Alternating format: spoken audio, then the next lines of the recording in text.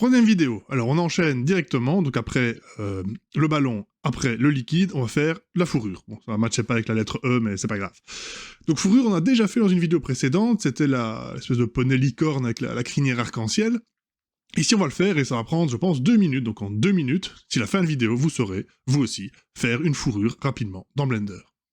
Alors on va donc, comme d'habitude, isoler notre lettre avec slash, et on va la remesh, parce que le générateur de particules fonctionne mieux sur des surfaces un peu plus propres.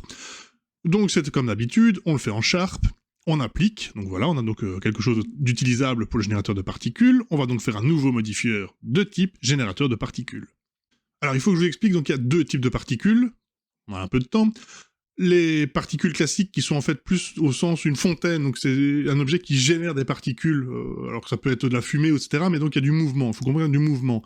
Les autres particules, ce sont les cheveux, qui en fait, elles, sont des particules fixes. Alors, il y a Blender a un peu mélangé les deux de temps en temps, on peut ajouter un peu de physique sur les cheveux pour que le vent souffle, entre guillemets, mais bon, ce qui compte, c'est que les cheveux sont des particules fixes, et c'est ça qui nous intéresse ici.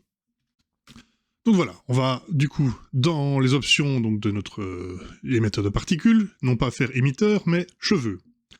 Donc on clique dessus, on a ces tiges un peu moches, c'est pas grave, on va d'abord commencer par rétrécir leur taille, donc on diminue la length des cheveux, plus ou moins au pif pour l'instant, c'est en fonction de la scène ensuite.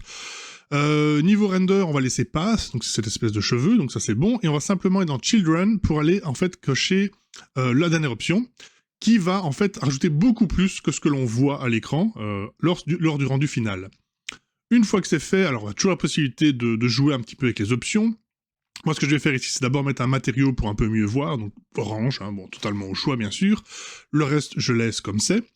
Et en fait, dans les options de mon générateur de particules, on peut jouer sur plusieurs choses. On peut en fait s'arranger pour que les cheveux se regroupent un peu ensemble, qu'ils soient plus effilochés, etc. C'est toute une série d'options avec le clumping, avec la roughness, etc., le endpoint.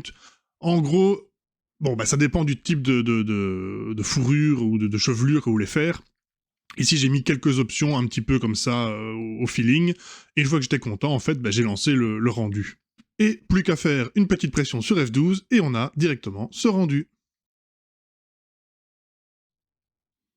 Voilà, ça conclut la vidéo d'aujourd'hui, et on se retrouve à nouveau dès demain pour la suite.